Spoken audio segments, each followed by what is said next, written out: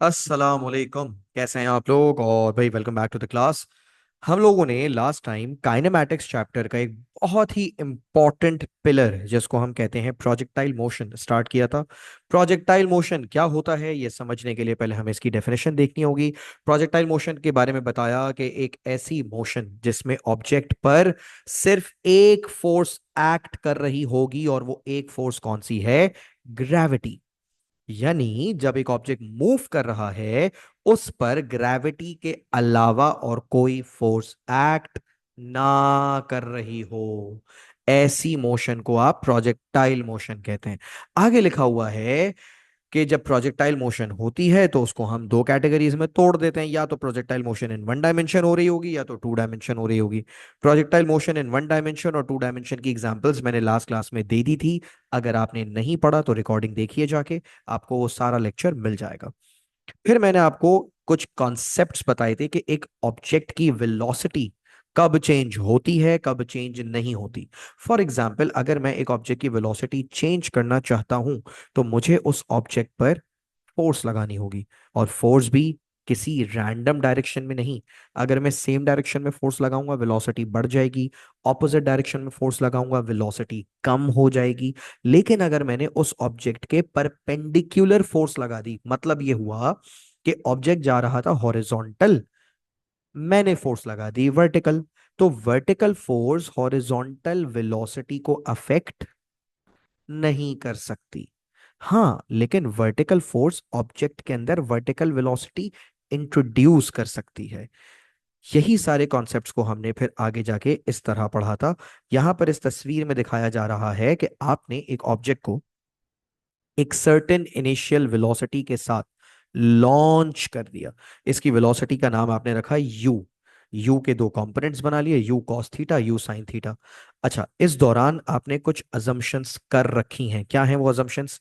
पहली अजम्पशन ये कि इस जर्नी में एयर रेजिस्टेंस नेग्लिजिबल रहने वाली है।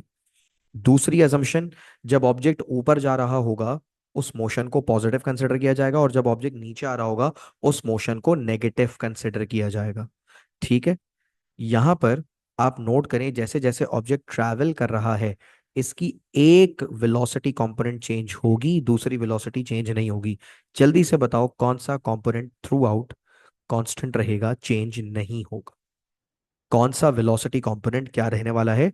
कांस्टेंट रहने वाला है और चेंज नहीं होने वाला। ऑप्शंस दे रहा हूं, वर्टिकल या horizontal. Which component is going to remain constant throughout the motion? जल्दी से बताओ। Yes, very good. Horizontal component of the velocity is going to remain constant throughout the motion. तो ये जो भी बातें हम इस वक्त डिस्कस कर रहे हैं, हम क्यों ना इन्हें लिख भी लें। तो देखिए, मैं पहला पॉइंट क्या लिखवा रहा हूं। पहला पॉइंट हम लिखेंगे, horizontal velocity remains constant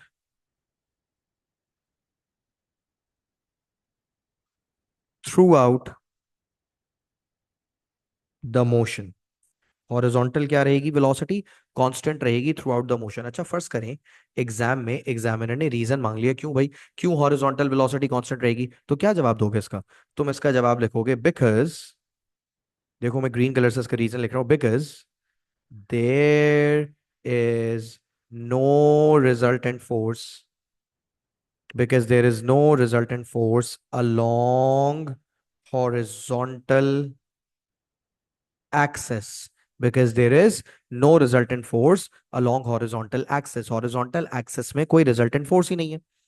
air resistance होती, तुमने उसे भी नेग्लिजिबल बोल दिया। There is no resultant force along horizontal axis.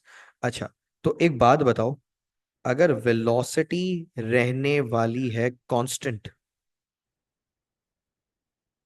यानी इनिशियल हॉरिजॉन्टल वेलोसिटी बोलो या फाइनल हॉरिजॉन्टल वेलोसिटी बोलो, दोनों एक दूसरे के बराबर रहेंगी। There is no initial and दो नो फाइनल। हॉरिजॉन्टल वेलोसिटी तो हॉरिजॉन्टल वेलोसिटी वो सेम ही रहेगी। कौन बच्चा बताएगा हॉरिजॉन्टल एक्सेलरेशन के बारे में? अगर हॉरिजॉन्टल डायरेक्शन में वेलोसिटी ही चेंज नहीं हो रही, तो what will happen to the horizontal acceleration? Can you tell me what will happen to the horizontal acceleration? if there is no velocity change, there is no change of velocity, velocity change ही नहीं हो रही। Very good, तो horizontal acceleration हो जाएगी zero. Perfect answer, very good Ifra. अब आ जाओ assumption को देखते हुए पॉइंट नंबर 2 पे ऊपर जाते हुए तुम मुझे बताओ what will happen to the vertical velocity. The vertical velocity, what will happen to the vertical velocity, the vertical velocity, what happens to it जब ऑब्जेक्ट ऊपर जाता है. वर्टिकल वेलोसिटी पे क्या फर्क पड़ता है? हम्म. एक काम करता हूँ, इससे पहले कि तुम लोग भूल जाओ, मैं तुम लोगों को वो कल वाली सिम्युलेशन दोबारा दिखा देता हूँ ताकि तुम लोगों को याद आ जाए. याद है हम लोग ये पढ़ रहे थे उस दिन?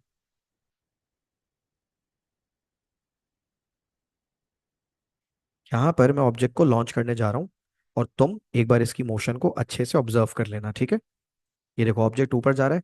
Note the changes in its vertical velocity as it goes up and then as it comes down. What is happening to the vertical velocity? You are supposed to observe the changes in the vertical velocity. ठीक है, एक बार दोबारा देख लो. जैसे जैसे आपका object ऊपर जा रहा है, what is happening to the vertical velocity? ऊपर जाते जाते वर्टिकल वेलोसिटी कम हो रही है और नीचे आते आते वर्टिकल वेलोसिटी बढ़ रही है और मैक्सिमम हाइट पर वर्टिकल वेलोसिटी जीरो हो गई थी. तो इसी चीज को हम यहाँ पर मेंशन करेंगे. आप लिखेंगे the vertical velocity decreases as as the body goes up. The vertical velocity decreases as the body goes up.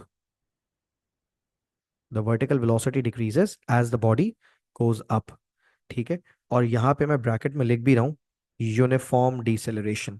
अच्छा, बहुत सारे बच्चे पूछते हैं सर ठीक है वेलोसिटी डिक्रीज हो रही है, you are calling it deceleration, but why uniform? बेटा यूनिफॉर्म डिसेलरेशन इसलिए क्योंकि एयर रेजिस्टेंस नेग्लिजिबल है ना, इसीलिए यूनिफॉर्म डिसेलरेशन.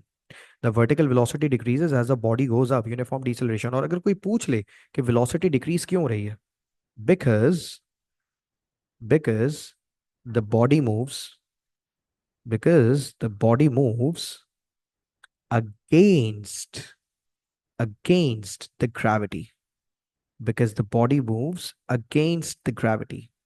ठीक है, वेलोसिटी डिक्रीज क्यों हो रही है मेरे बच्चों? वेलोसिटी डिक्रीज इसलिए हो रही है because the body moves against the gravity. ये बात समझ आ गई? ठीक है. अच्छा, इसके बाद आ जाओ. If object's velocity is decreasing तो आप लिखोगे v y decreases. V y decreases, ऊपर लिखा था वी एक्स कॉन्स्टेंट है, यहां लिख रहे हो v y decreases. Can somebody tell me what will happen to acceleration? Acceleration will remain constant at -9.81, है ना? एक्सेलरेशन -9.81 रहेगी या कांस्टेंट रहेगी? ठीक है. या a y is equal to -g. Clear है? अच्छा, यहाँ पर अक्सर बच्चे पूछते हैं सर ए वाई की वैल्यू को आप नेगेटिव क्यों बोल रहे हैं? बेटा नेगेटिव इसलिए बोल रहा हूँ क्योंकि ऑब्जेक्ट डीसेलरेट कर रहा है और जब डीसेलरेट करता है तो आपको भी पता है माइनस का साइन आता है. यस सुनो, जब एक ऑब्जेक्ट डीसेलरेट करता है तो माइनस का साइन आता है, इसी वजह से आपने यहाँ पे माइनस लगाया है. -9.81 लिखें या -g लिखें? अच्छा, पता है कभी कभार ऐसा भी पेपर में सवाल आता है कि वो मून की बात करता है या मार्स की बात करता है, यानी किसी दूसरे प्लैनेट की बात करता है. तो दूसरे प्लैनेट पे g की वैल्यू 9.81 तो नहीं होती, तो वहां पे वैल्यू ऑफ g तुम्हें अकॉर्डिंगली लेनी होगी. अब आ जाओ पॉइंट नंबर 3 में, what will happen in point 3. Point 3 में देखो मैं क्या लिख रहा हूँ. मैं लिखूंगा the vertical velocity the vertical velocity becomes zero at maximum height. The vertical velocity becomes zero at maximum height. Maximum height पर vertical velocity क्या हो जाएगी? जीरो हो जाएगी. तो यहाँ आप लिख लें v y is equal to zero. लेकिन ए वाई की वैल्यू बेटा अभी भी कांस्टेंट रहेगी -9.81 या फिर -g. ठीक है, मैक्सिमम हाइट पे ए की वैल्यू जीरो नहीं होगी. कुछ बच्चों को मिसकॉन्सेप्ट होता है, बच्चे पता है कैसी बेवकूफाना बातें करते हैं. बच्चे कहते हैं सर मैक्सिमम हाइट पे वेलोसिटी जीरो है इसीलिए एक्सेलरेशन भी जीरो हो जाएगी. बेटा एक्सेलरेशन जीरो तब होती है जब रिजल्टेंट फोर्स जीरो होती है. क्या ऑब्जेक्ट पर ग्रेविटी एक्ट करना बंद कर देगी? जब ऑब्जेक्ट मैक्सिमम हाइट पर जाएगा क्या उस पर ग्रेविटी एक्ट करना बंद कर देगी? नहीं ना. तो बेटा ऑब्जेक्ट की मैक्सिमम हाइट पर एक्सेलरेशन होगी -9.81. क्लियर है? एक्सेलरेशन चेंज थोड़ी होगी, वेलोसिटी जीरो हुई है, एक्सेलरेशन जीरो नहीं होगी.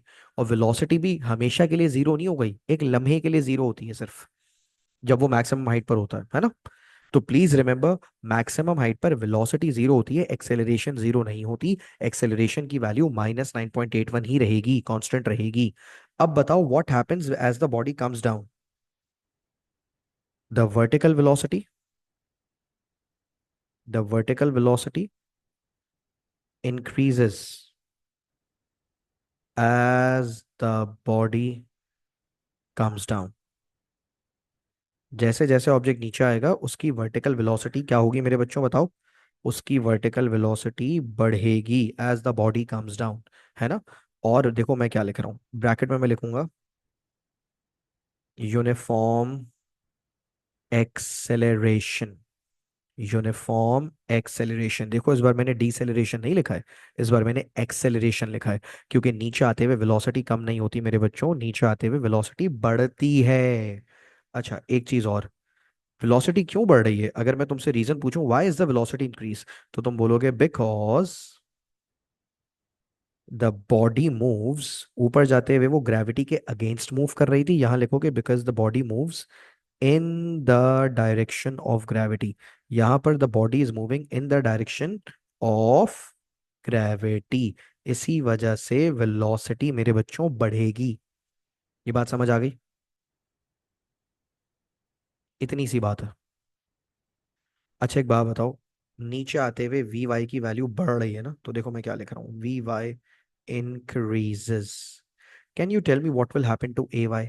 ए वाई अभी भी कांस्टेंट रहेगा -9.81, या फिर ए वाई की वैल्यू आप ले लोगे -g। अच्छा यहाँ पर बच्चा पूछता है सर नीचे आते हुए तो एक्सेलरेशन हो रही है, नीचे आते हुए आप माइनस क्यों लगा रहे हैं? ऊपर जाते हुए आपने माइनस लगाया था, बात समझ आती है, क्योंकि ऊपर जाते हुए डीसेलरेशन हो रही थी, नीचे आते हुए तो एक्सेलरेशन हो रही है, यहां पे आप माइनस का साइन क्यों लगा रहे हैं सर? क्या जवाब होगा आपके ख्याल में, जल्दी से बताइए। Why do you think I am putting a negative sign?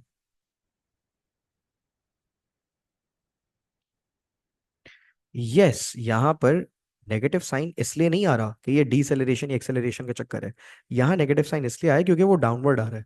और मैंने पहले ही बता दिया था अपवर्ड मोशन को आप पॉजिटिव कंसिडर करते हैं, मगर डाउनवर्ड मोशन को आप क्या कंसिडर करते हैं? डाउनवर्ड मोशन को आप नेगेटिव कंसिडर करते हैं। बात समझ आ रही है? तो इस वजह से यहाँ पर आपने वैल्यू के साथ क्या लगाया है? नेगेटिव साइन लगाया है। दैट्स इट, इतना आसान कॉन्सेप्ट था। आई होप ये आपको समझ आ गया होगा। ऑलराइट, इसके बाद आ जाए मेरे बच्चों,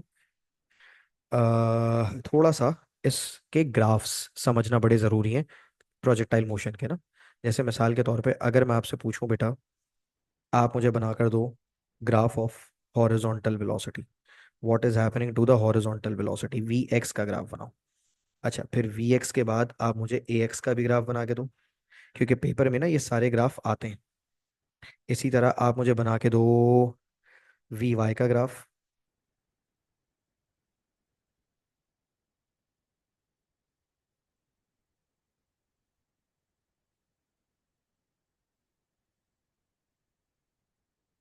वी वाई का भी ग्राफ बना के दो,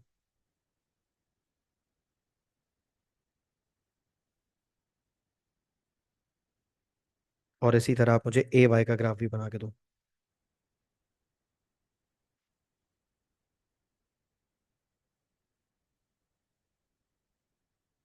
ठीक है, अब देखो वी एक्स की वैल्यू आपको भी पता है थ्रू आउट कॉन्स्टेंट रहती है ना, वी एक्स चेंज नहीं होता, तो वी एक्स का ग्राफ ऐसा बनेगा। ठीक है, velocity is constant throughout the motion. V y का ग्राफ कैसा बनेगा? वी वाई ऊपर जाते हुए वेलोसिटी कम होती है और नीचे आते हुए वेलोसिटी बढ़ती है, तो इस तरह का ग्राफ बनेगा। ये वी वाई का ग्राफ है। ऊपर वाला वी एक्स का ग्राफ है, नीचे वाला वी वाई का ग्राफ है। ठीक है, ए एक्स का ग्राफ कैसा बनेगा? मैं बता चुका हूँ, हॉरिजॉन्टल एक्सेलरेशन क्या रहती है? हॉरिजॉन्टल एक्सेलरेशन जीरो रहती है, तो आप हॉरिजॉन्टल एक्सेलरेशन का ग्राफ ऐसा बनाएंगे। ठीक है, देखिए मैंने हॉरिजॉन्टल एक्सेलरेशन जीरो दिखाई है। और वर्टिकल एक्सेलरेशन का ग्राफ कैसा दिखाएंगे आप? वर्टिकल एक्सेलरेशन मुस्तकिल नेगेटिव रहती है और कांस्टेंट रहती है, तो ये आप बनाएंगे वर्टिकल एक्सेलरेशन का ग्राफ, जो कि हमेशा किसके बराबर रहेगा? जो कि हमेशा -g के बराबर रहेगा। तो ये चारों ग्राफ्स थे, मैंने सोचा आप लोगों से डिस्कस कर लूं। एक चीज़ और सुन लें भाई, थोड़ा सा ना हम फॉर्मूला की लिस्ट बना लेते हैं। और फॉर्मूला की लिस्ट हम कैसे बनाएंगे? हॉरिजॉन्टल मोशन के अलग फॉर्मूला होंगे, वर्टिकल मोशन के अलग फॉर्मूला होंगे। ठीक है, हॉरिजॉन्टल मोशन, वर्टिकल मोशन।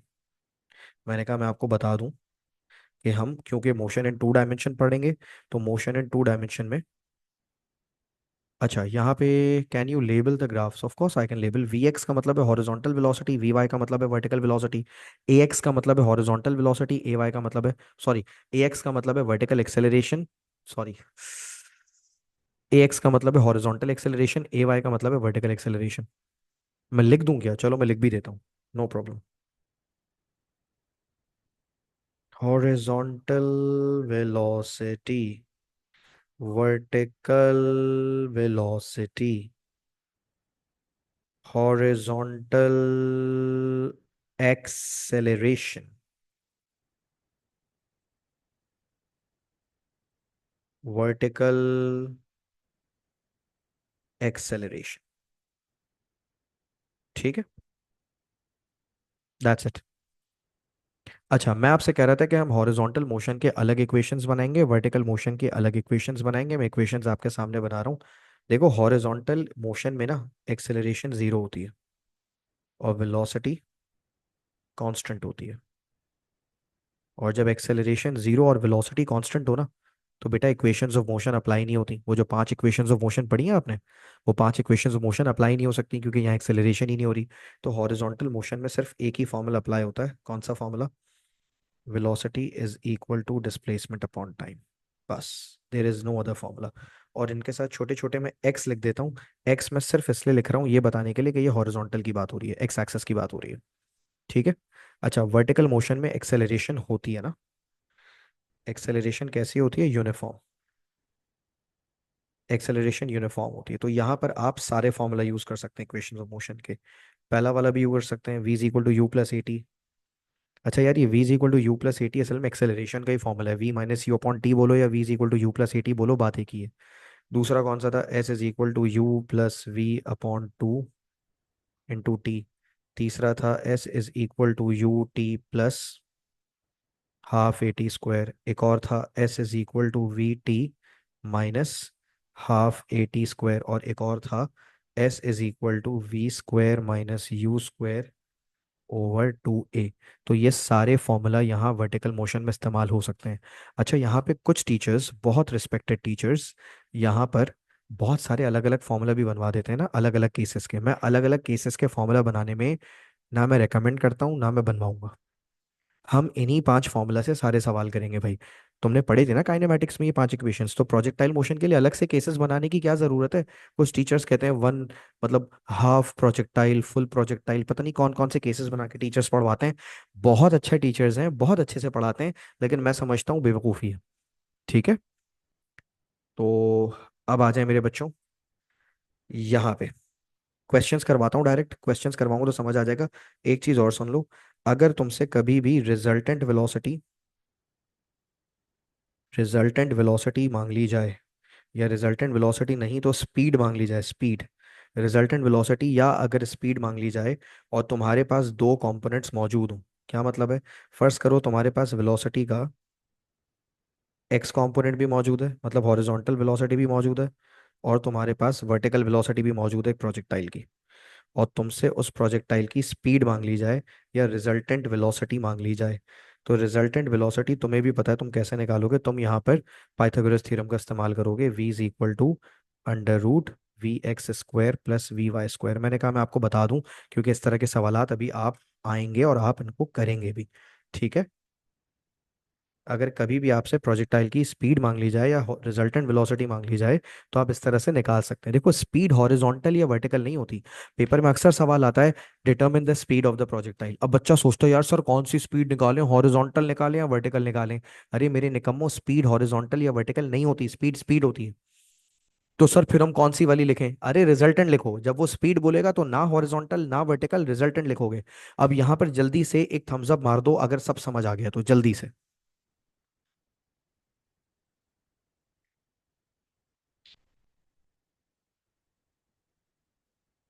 अच्छा जी, अब करना क्या जरा सुने, मैं आपको करवाने जा रहा हूँ थोड़े से एमसीक्यूज, ताकि आप लोगों को समझ तो आए कि जो आपने पढ़ा है वो आप अप्लाई कर पा भी रहे हैं या नहीं कर पा रहे।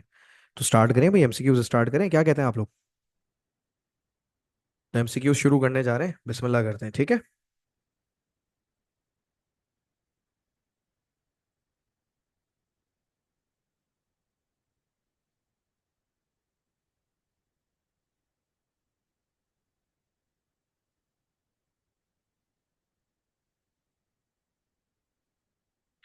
ऑलराइट, यहाँ पर सबसे पहले सबसे आसान सवाल से स्टार्ट कराऊंगा। ये क्वेश्चन नंबर 5 है, ये आपकी स्क्रीन पे मौजूद है। सबसे पहले आप ये वाला सवाल करेंगे, रीड करें क्वेश्चन और सॉल्व करें।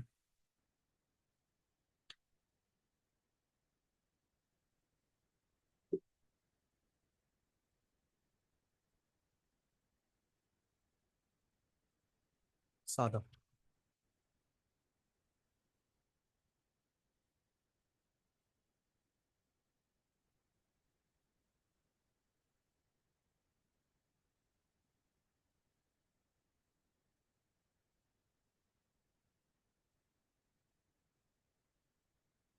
जी बेटा।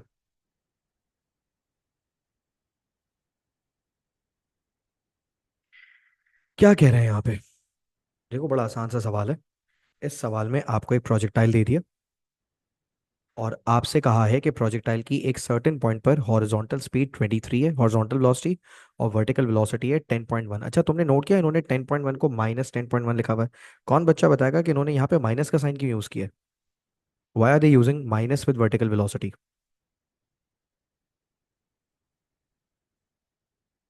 वर्टिकल वेलोसिटी यहाँ पे माइनस इसलिए लिखी हुई है, वेरी गुड, क्योंकि वर्टिकल वेलोसिटी की जो डायरेक्शन है वो डाउनवर्ड है।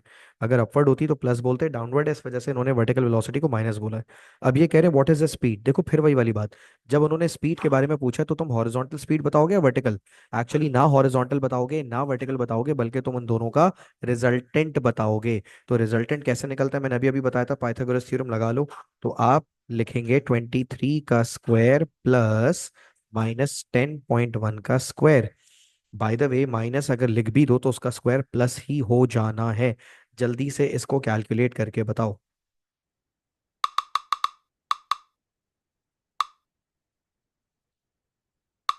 क्या लिखोगे? 23 का स्क्वायर प्लस -10.1 का स्क्वायर। आंसर आ रहा है 25.119। तो 25.1 का मतलब हुआ the right answer is C. तो बेटा ये वाला पार्ट समझ आया या नहीं आया? इसका आंसर सी आ रहा है बेटा, ठीक है। सी कैसे आ रहा है? यहाँ पर तुमने कुछ भी नहीं किया।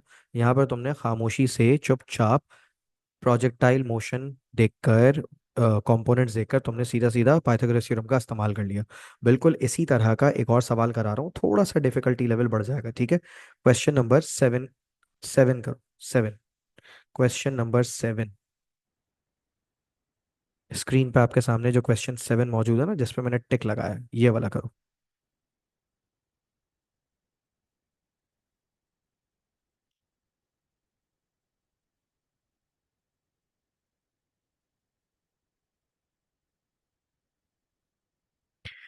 एक बार क्वेश्चन 7 पढ़ भी लेते हैं। कह रहे हैं कि एस्ट्रोनॉट है मून पे, और मून पे कोई एयर डिस्टेंस नहीं है, पहले ही बता दिया। The ball's initial velocity has a vertical component of 8 and a horizontal component of 4. Okay, एक बॉल को उछाल दिया। बॉल की वर्टिकल कंपोनेंट दी हुई है आपको 8 और हॉरिजॉन्टल कंपोनेंट दी हुई है आपको 4। और एक्सेलरेशन की वैल्यू है 1.62। अच्छा, इस बात का ख्याल रखना, एक्सेलरेशन ऑफ फ्री फॉल को 9.81 मत ले लेना, 1.62 लेना है। कह रहे what will be the speed of the ball 9 seconds after being thrown. फिर वैसा ही सवाल आ गया स्पीड का। देखो, जब स्पीड मांगी जाए तो हॉरिजॉन्टल या वर्टिकल नहीं निकालनी, उनका रिजल्टेंट बताना है। लेकिन यार ये क्या बात हुई, ये इनिशियल स्पीड नहीं मांग रहे, ये 9 सेकंड्स के बाद मांग रहे हैं। अगर ये इनिशियल स्पीड मांगते ना, इतना मजे का होता है ये सवाल। आप कुछ भी नहीं करते, आप √4 का स्क्वायर प्लस 8 का स्क्वायर कर देते, आपके पास इनिशियल स्पीड आ जाती। लेकिन निकम्मों ने इनिशियल स्पीड मांगी नहीं है, उन्होंने तो 9 सेकंड के बाद स्पीड क्या होगी वो मांगी है। अच्छा, अब मैं तुम्हें मजे की एक बात बताऊं, 9 सेकंड्स के बाद बताओ कौन सा कंपोनेंट चेंज नहीं होगा। हॉरिजॉन्टल और वर्टिकल में से कौन सा कंपोनेंट 9 सेकंड के बाद भी उतना ही रहेगा? यस, हॉरिजॉन्टल कंपोनेंट 9 सेकंड्स के बाद भी उतना ही रहेगा। यानी अगर शुरू में 4 था तो 9 सेकंड के बाद भी हॉरिजॉन्टल वेलोसिटी 4 रहने वाली है। अब बताओ वर्टिकल वेलोसिटी के बारे में। वर्टिकल वेलोसिटी अभी 8 है, 9 सेकंड्स के बाद कितनी होगी? एक काम करते हैं, फाइनल वेलोसिटी निकाल लेते हैं। फॉर्मूला लगाते हैं, v is equal to u plus a t. Initial velocity 8 है, एक्सेलरेशन की वैल्यू लिख लेंगे आप 1.62। सही है, 1.62। और चाहे ऊपर जा रहा हो चाहे नीचे आ रहा हो, आपको भी पता है ए के साथ हमेशा माइनस आता है। और टाइम की जगह लिख लेंगे 9 सेकंड्स। जरा बताइएगा फाइनल वेलोसिटी क्या आ रही है? अच्छा, ये फाइनल वर्टिकल वेलोसिटी निकाल रहे हैं आप? हाँ जरा करके बताएं फाइनल वर्टिकल वेलोसिटी कितनी आ रही है। चले मैं भी कर लेता हूँ साथ साथ। आप करेंगे 8 + -1.62 × 9। सॉरी बेटा, मेरा आंसर आ रहा है -6.58। -6.6 ही कर लो उसको। इसका मतलब ये हुआ 9 सेकंड्स के बाद वर्टिकल वेलोसिटी चेंज हो जाएगी, -6.6 हो जाएगी। यानी आपका जो ऑब्जेक्ट है ना मेरे बच्चों, वो 9 सेकंड्स के बाद नीचे आ रहा होगा। हॉरिजॉन्टल वेलोसिटी इसकी अभी भी 4 रहेगी, लेकिन वर्टिकल वेलोसिटी हो जाएगी -6.58। ये बात समझ आ रही है नहीं आ रही? फिर से बता रहा हूँ, 9 सेकंड्स के बाद हॉरिजॉन्टल वेलोसिटी अभी भी 4 है, वर्टिकल वेलोसिटी अलबत्ता -6.58 है। सर आपको कैसे पता कि वर्टिकल वेलोसिटी नीचे की तरफ होगी? मुझे ऐसे पता है कि वर्टिकल वेलोसिटी का आंसर नेगेटिव आ रहा है। नेगेटिव आने का मतलब ही यही है कि इसकी डायरेक्शन डाउनवर्ड है। अब मुझे हॉरिजॉन्टल भी पता है, वर्टिकल भी पता है। लगा लो प्रोजेक्टाइल मोशन, ओ पाइथागोरस थ्योरम। स्पीड निकालने के लिए क्या करोगे? हॉरिजॉन्टल वाली का स्क्वायर प्लस वर्टिकल वाली का स्क्वायर। आंसर बताना बच्चों क्या आ रहा है?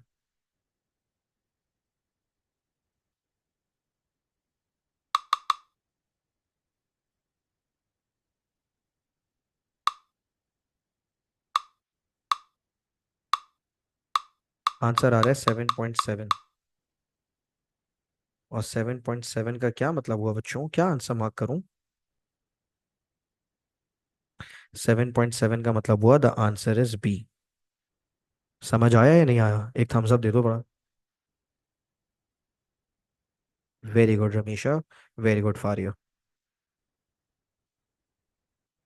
अच्छा जी, एक काम करते हैं, थोड़ा सा सवाल का डिफिकल्टी लेवल बढ़ाते हैं। क्वेश्चन नंबर 7 के बाद जल्दी से करो क्वेश्चन नंबर 1।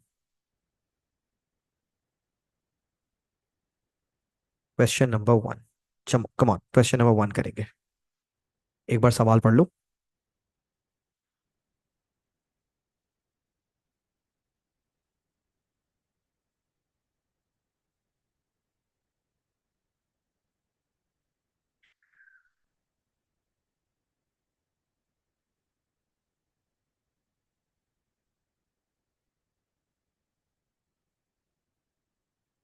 कह रहे हैं, a ball is thrown horizontally with a speed of 10 metres per second. आपने एक बॉल को 10 की स्पीड से हॉरिजॉन्टली फेंका है above a horizontal ground. The ball hits the ground after a time of 3 seconds. Ball ने ग्राउंड को 3 second के बाद हिट किया है। ठीक है। अच्छा जी, अब सुनिएगा। कह रहे हैं what is the speed of the ball just before it hits the ground. एक काम करता हूँ बेटा, मैं ना यहाँ पे आपको पिक्चर बना के दिखाता हूँ। फर्स्ट करो, ये आपकी बॉल है, और बॉल को आपने कैसे फेंका है? बॉल को आपने हॉरिजॉन्टली फेंका है। और कितनी स्पीड से फेंका है? आपने 10 की स्पीड से फेंका है। मुझे एक बात बताओ, क्या बॉल हॉरिजॉन्टल जाती रहेगी या नीचे आ जाएगी? आप बोलेंगे सर बॉल पे ग्रेविटी एक्ट कर रही है, तो जाहिर है बॉल हॉरिजॉन्टल थोड़ी जाती रहेगी, बल्कि हॉरिजॉन्टल एक टाइम के बाद ऐसे नीचे आ जाएगी। कह रहे हैं just before hitting the ground उसकी स्पीड बताओ। तुम्हें पता है just before hitting the ground इसकी हॉरिजॉन्टल वेलोसिटी सेम रहने वाली है। अगर आपने इसको 10 की स्पीड से फेंका था ना, इसकी स्पीड नीचे पहुंचने के बाद हॉरिजॉन्टल वाली कितनी रहेगी? 10 रहेगी।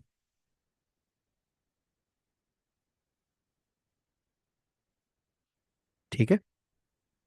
अब कह रहे हैं 3 सेकंड्स, ये 3 सेकंड्स में पहुंच गया ना? यस, टोटल टाइम 3 3 सेकंड्स है एग्जैक्टली। ठीक है। The ball hits the ground after a time of 3 seconds. यानी आपको पूरी जर्नी का टाइम दे दिया 3 सेकंड्स।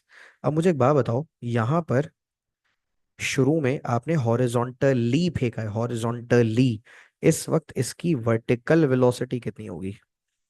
वर्टिकल वेलोसिटी जीरो होगी। जाहिर है यार, अगर एक चीज को फेंका ही हॉरिजॉन्टली है तो वर्टिकल वेलोसिटी कितनी होगी? जीरो ही होगी। हाँ, लेकिन नीचे जाके वर्टिकल वेलोसिटी कितनी होगी ये तुम्हें पता नहीं है। तो एक काम करते हैं ना, हम पहले वर्टिकल वेलोसिटी निकालते हैं। इनिशियल वर्टिकल वेलोसिटी पता है, फाइनल निकाल लेते हैं। फाइनल वर्टिकल वेलोसिटी निकालना कौन सी मुश्किल है? v is equal to u+at लगा लो। देखो ना, वी वाई निकालना है ना तुम्हें। यू बाय कितना था? आप बताओ इनिशियल वर्टिकल वेलोसिटी कितनी थी? How much was initial vertical velocity? Initial vertical velocity was zero. A की वैल्यू ले लोगे -9.81 और टाइम था 3। जरा बताओ इनिशियल वर्टिकल वेलोसिटी क्या आएगी? -9.81 इंटू 3 कितना होगा?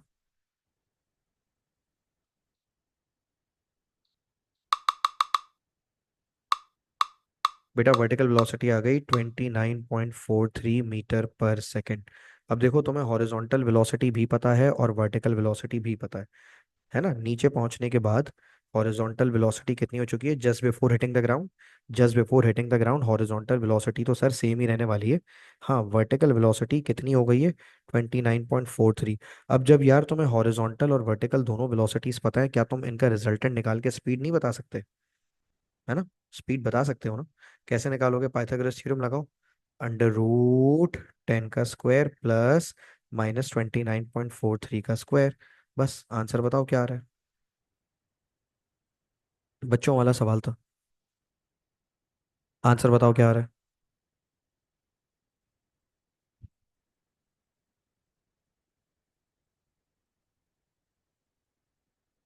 What's the answer?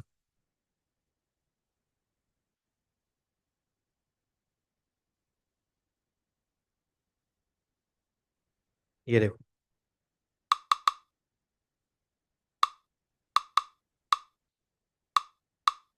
आंसर आ रहा है 31.08, जिसको आप 31.1 भी कह सकते हैं। अच्छा, 31.1 तो ऑप्शन में नहीं है, लेकिन 31 है, तो सी लगा दें। अब मुझे बताओ, क्या क्वेश्चन नंबर 1 मुश्किल था? वॉज इट डिफिकल्ट बच्चों? एक थम्स अप दे दो अगर समझ आ गया तो।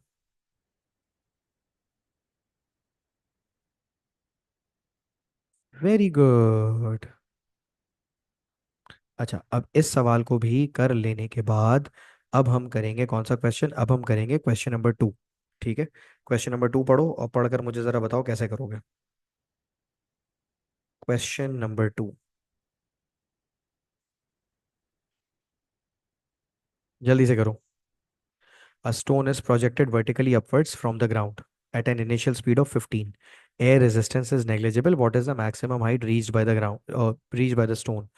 पहला सवाल तो मुझे सब छोड़कर सिर्फ इतना बता दो, ये मोशन इन वन डायमेंशन है या मोशन इन टू डायमेंशन है? सिर्फ इतना बता दो।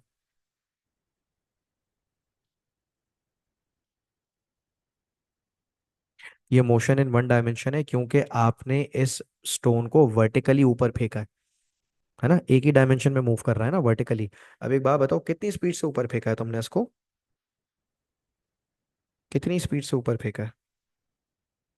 15 की स्पीड से ऊपर फेंका है। और तुम्हें भी पता है मैक्सिमम हाइट पर जाकर इसकी स्पीड क्या हो जाएगी?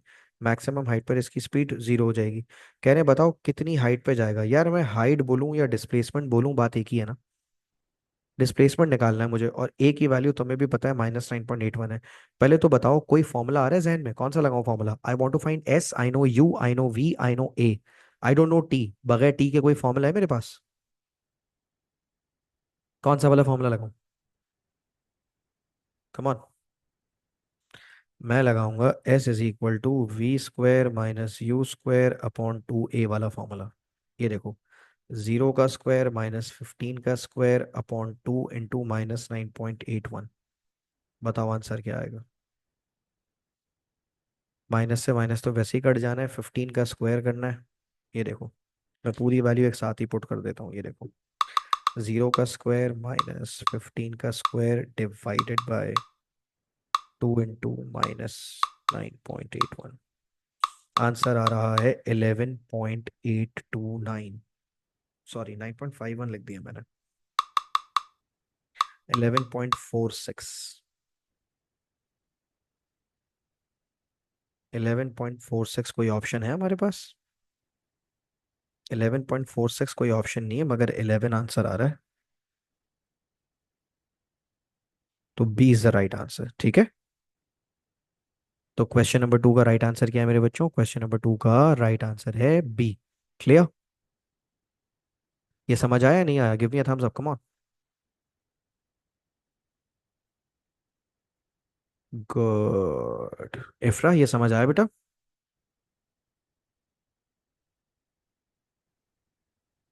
परफेक्ट। अब एक काम करो बेटा, क्वेश्चन नंबर 3 करो। Question number 3।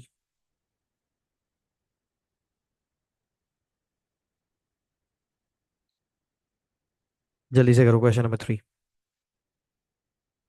कैसे करोगे क्वेश्चन नंबर 3?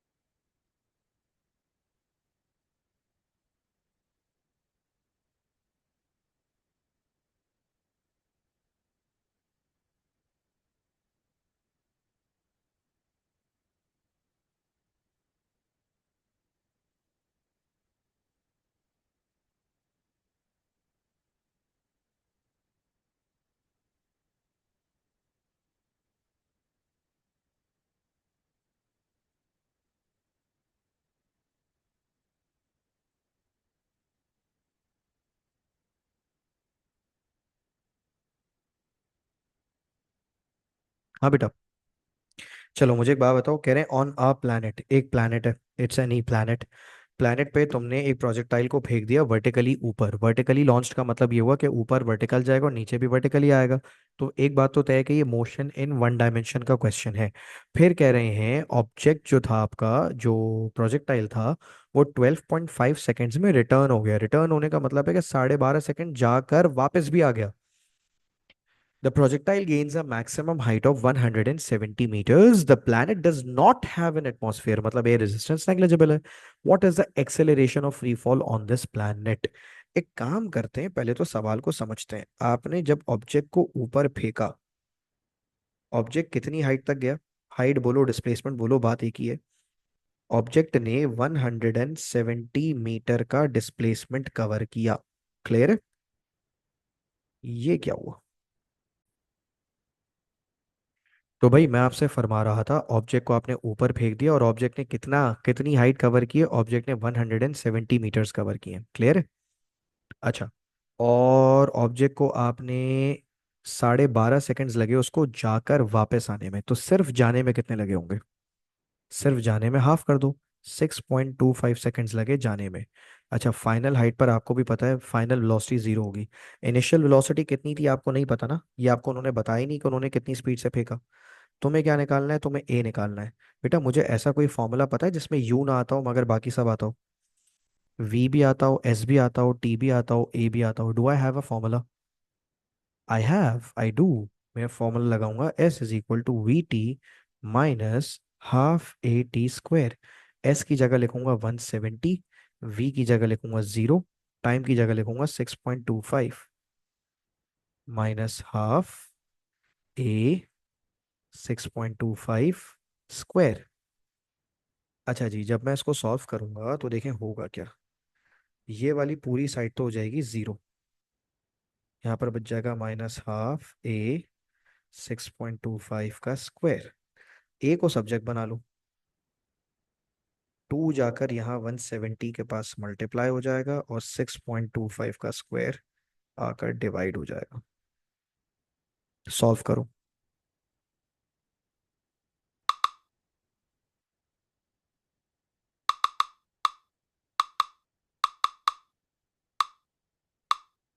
मेरे पास जो आंसर आ रहा है वो माइनस में आएगा 8.704।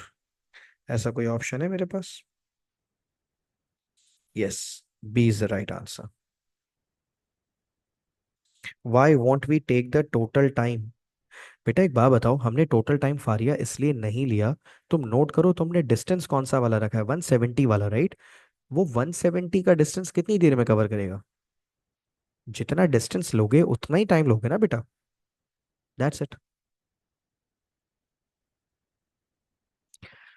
तो इस तरह से आपको ये सवाल करना था। आई होप आपको थोड़ा थोड़ा कॉन्सेप्ट क्लियर हो रहा होगा। परेशान नहीं हो, जैसे जैसे करते जाओगे हाथ तेज होता जाएगा। मैं काम करता हूँ, मैं आपको थोड़े अलग तरीके के भी सवाल कराता हूँ। जैसे फॉर एग्जांपल, वैसे ये क्वेश्चन नंबर 8 कर सकते हो, ये बड़े मजे का सवाल है। थोड़ा ट्रिकी है लेकिन कर लोगे मुझे ऐसा लगता है। करो क्वेश्चन नंबर 8 ट्राई करो।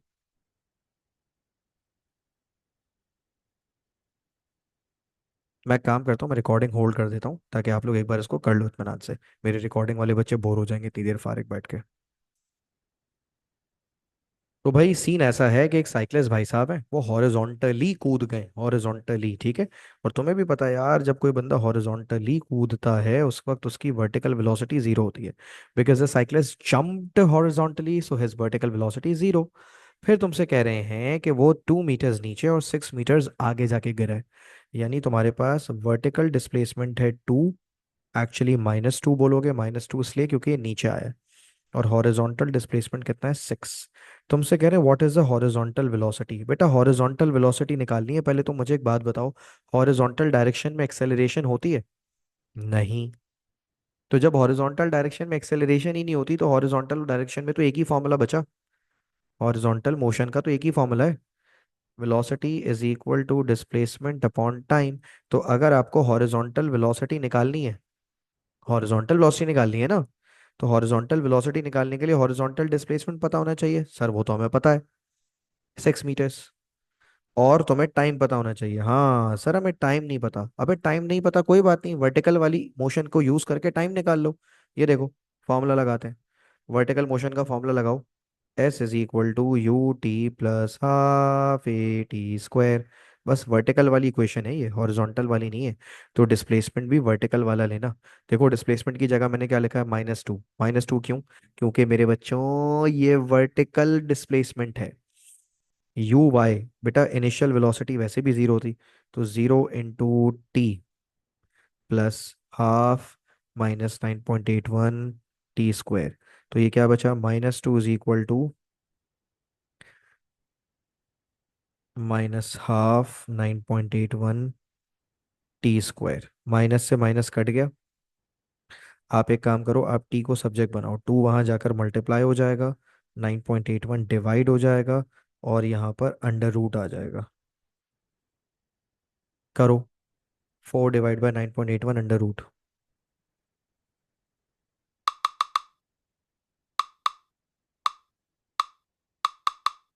टाइम आ रहा है 0.638। 0.638। अब बेटा जब टाइम आ चुका है, इसका मतलब साइक्लिस्ट 0.638 सेकेंड्स के बाद नीचे आकर गिरा है। तो अगर साइक्लिस्ट 0.638 सेकेंड्स के बाद नीचे आया है, तो अब आप यही टाइम की वैल्यू यहाँ यूज कर लो। देखो डिस्टेंस हॉरिजॉन्टल वाला कितना था, हॉरिजॉन्टल वाला डिस्टेंस था 6, और हॉरिजॉन्टल वाला सॉरी टाइम तो टाइम होता है 0.638। आंसर बताओ क्या आ रहा है।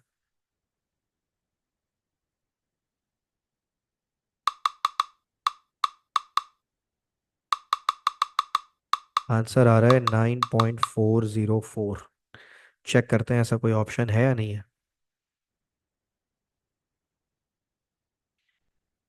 9.4 का मतलब ये हुआ हमारा जो राइट आंसर आ रहा है बेटा, वो आ रहा है बी। क्लियर है? तो इस तरह से आपने इस क्वेश्चन को हैंडल करना था। एक काम करते हैं, let's keep the class till here, let's call the day. इसको इंशाल्लाह फिर मैं नेक्स्ट क्लास में आपको उसके थियरी के क्वेश्चंस और कुछ मुश्किल वाले एमसीक्यूज करवाता हूँ, ठीक है। थैंक यू सो मच, अपना ख्याल रखें, अल्लाह हाफिज़। पिछली रिकॉर्डिंग सारी अपलोड कर दी है तो देख लीजिएगा, ठीक है।